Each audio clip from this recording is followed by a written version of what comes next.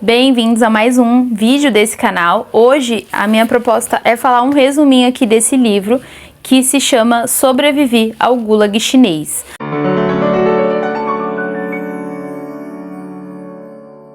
Na verdade, foi a indicação de uma pessoa que comentou em um dos vídeos aqui e eu achei extremamente relevante e, portanto, eu vou comentar algumas coisas sobre esse livro. A história do livro conta a vida de Gu Bahar. Gu Bahar é uma uigur que vivia na região de Xinjiang. Essa região pertence à China e muitos desses uigures, eles vivem lá e praticam o islamismo sunita, que tem raízes na cultura turca e não chinesas. Então a China, desde 2016, ela tenta justificar os motivos para mandar essas pessoas para campos de reeducação ou prisões. Então ela vai trazer alguns relatos nesse livro. Ela vai contar a história dela, né, que ela consegue sair desse inferno. Inclusive, eu já fiz um vídeo parecido de um livro que se chama Fuga do Inferno, que está disponível aqui, eu vou deixar nos comentários. Então, os relatos da Gu Bahar são muito parecidos com a do outro livro, que é Fuga do Inferno, a Sarai Gu.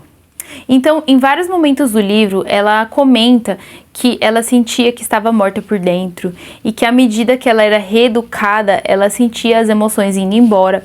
Então foi algo extremamente terrível. Inclusive essa questão da reeducação, ela acontece porque eles entendem que os uigures são extremistas religiosos e eles precisam fazer parte da China e, portanto, eles começam a fazer com que eles mudem uma lavagem cerebral na cabeça deles durante essas prisões. Então, ela conta um pouco da sua história. Ela se formou engenheira em Karamai, que é uma cidade onde tinha bastante condições para ela viver trabalhando com essa função.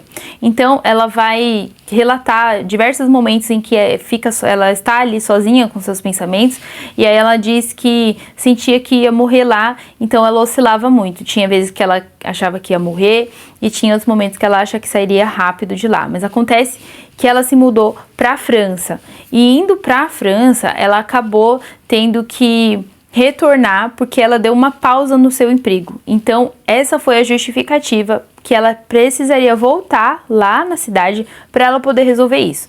Então, foi nesse momento que conseguiram prender ela, pegar o seu passaporte e, portanto, ela passou a viver esses meses de tortura.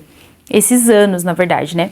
Ela conta sobre a sua família, que ela tinha outros irmãos, que ela era a irmã de número 5, e ela fala que a irmã mais nova foi presa junto com sua mãe, e lá na China você simplesmente não pode se mudar de estado, você precisa ter uma espécie de um passaporte regional. Então ela conta que a sua irmã provavelmente foi presa por isso, mas também possivelmente eles devem ter justificado que ela estaria lá por ser irmã de uma terrorista. É assim que eles chamavam a Gu Bahar, por ela ter saído daquela região para viver na França. Então ela conta coisas terríveis, né, do seu dia a dia, prisões, torturas, o medo que era constante, a comida que era racionada, eles tinham que comer comidas ruins. Então ela conta esses relatos, ela dá alguns detalhes. Depois de um tempo, a sua irmã, ela é libertada da prisão e ela fica totalmente aliviada, né? Porque ela se sentia, de certa forma, culpada por conta da irmã estar nessa condição. Em vários momentos ela tem aquela situação de reflexão e ela começa a pensar na sua história e ela simplesmente não se reconhece mais, né? O clima era péssimo, as pessoas estavam desaparecendo o tempo todo. Ela conta de pessoas sofrendo insultos, ataques cardíacos e etc. Ela conta também a situação das mulheres que foram vacinadas, porque elas relatam que depois dessas vacinas, que supostamente era para melhorar a sua saúde, elas não tinham mais os seus períodos como mulheres. A Gu Bahar, ela levou numa boa porque ela já tinha passado a idade fértil. Então, para ela não foi tão terrível isso. Na página 109, como um pretexto, né, para um programa de saúde, as autoridades de lá começaram a coletar impressões de DNA, digitais e as imagens da íris. Isso aconteceu aqui no Brasil também recentemente, que uma empresa começou a pagar em dólares as pessoas para fazerem esse tipo de situação. Então, muitos doaram a íris. Bom, lá nesse livro provavelmente era para vigilância. Então, é bom que todos nós a gente ficar atento sobre essa situação. Teve um programa também que a China estabeleceu, que o nome era Tornar-se Família. Isso também está no outro livro. Então, os funcionários do partido, eles iam na casa dos uigures e passaram ali a conviver com eles. Isso também não foi muito bem visto, foi inclusive terrível para muitos. Ela cita também que há vários elementos que comprovam que, na verdade, não são escolas como a China insiste em dizer, mas que são prisões. Em 2018, a ONU chegou a condenar oficialmente os campos de reeducação em Xinjiang, mas, ao que tudo indica, isso ainda acontece até os dias de hoje. Na página 127, foi algo que me chamou muita atenção, que ela falou o seguinte: em nossas lembranças, somos apenas detentas. Mesmo nome, mesma roupa, praticamente a vida para ela estava em preto e branco. Então ela tem, né, esses relatos assim que são terríveis da gente que está acompanhando o livro ler. Ela também percebeu que as presas que estavam ali com ela, eles tinham as mesmas características, elas tinham ligações também com o exterior. Então, nisso é um pouco diferente do outro livro, porque no outro livro, a Saraigu, ela era a professora do campo de reeducação, e eu achei muito pior o livro da Saraigu em termos de relatos de tudo que ela teve que viver. Lá no capítulo 17, ela vai falar que já tinha se deixado morrer, estava em profunda angústia, que ela já não estava mais aguentando e que ela já estava morta por dentro. Aconteciam até julgamentos, né? Pseudo-julgamentos, na verdade, porque julgamento mesmo ela não teve. Então eles ficavam buscando justificativas para condenar ela. Então, e teve algum desses momentos que ela percebeu que talvez ela pudesse ter a chance de sair, porque ela começou a perceber toda a movimentação.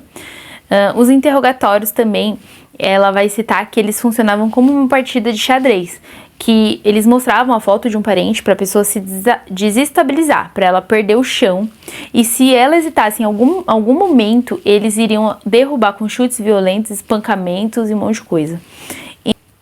Um dia foram buscar, né? Ela lembra que foram buscar ela e para levar ela para algum lugar. Ela já começou a imaginar o pior. Ela achou que ia ser torturada, ela ficou procurando, inclusive, instrumentos de tortura, porque era isso que ela estava esperando, né? E começaram, do nada, a maquiar ela. Foi aí que ela percebeu. A princípio não entendeu nada, óbvio, mas depois ela percebeu que eles estavam tentando dar uma aparência mais humana para ela, para que se valesse da ideia de que ela não estava em momento nenhum sofrendo, mas na verdade ela estava bem abatida, provavelmente estava muito magra. Eles também fizeram com que ela assumisse seus crimes, porque até então ela não cometeu nada, mas ela sabia que no fundo ela mentia. Então nesses depoimentos ela precisou mentir dizendo que era culpada, ela tinha que reconhecer a sua culpa. Na página 162, eles disseram que ela estaria livre, só que ela não comemorou, porque ela nesse momento eu percebi que ela estava com raiva, e ela diz o seguinte: eles querem o que eu agradeça?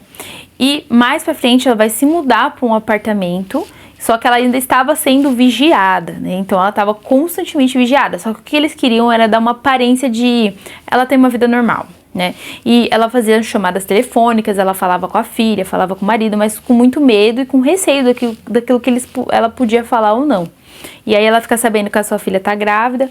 Então nesses últimos dias ela teve uma vida até que normal, vamos dizer assim. Ela chegou a ser autorizada a visitar a sua mãe, que estava doente na época. E aí finalmente no dia 2 de agosto, lá um juiz em Karamai declarou a sua inocência. E o que me parece é que ela não ficou plenamente feliz, porque ela não conseguiu esquecer tudo que ela viveu. Então, quando ela estava já voltando, né, no voo, ela começou a imaginar, a pensar, a cair na real, né, que ela não ia ver mais sua mãe, que ela nunca mais ia voltar para lá. Então, ela ficou extremamente triste, fora que ela ficava na paranoia de acreditar que a qualquer momento alguém ia chamar ela dentro do avião, ia levantar, ia pedir esclarecimentos, e aquilo fazia com que ela ficasse extremamente incomodada, preocupada.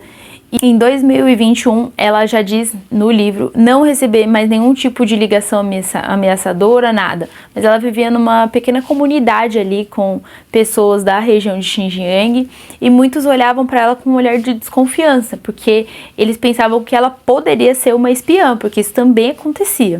E nas últimas palavras do livro, eu já caminho para o final, ela diz que a China não poupa nenhum o Igor. Então é um relato terrível de uma pessoa que sofreu muito e fica o que? A parte física, né, dos hematomas, mas também a pior parte, que é o emocional. Ela teve o seu emocional destruído. E sem contar a tortura de saber que está bem na França, está vivendo bem, porém muitos da sua família ainda estão naquela região. Então é um livro extremamente dramático, mas que traz para nós muita noção daquilo que acontece nesses campos de reeducação, que na verdade são prisões, e provavelmente até hoje ainda devem existir essa situação. Isso deve acontecer até os dias de hoje. Eu vou encerrando por aqui, eu agradeço você que ficou até o final e até o próximo vídeo.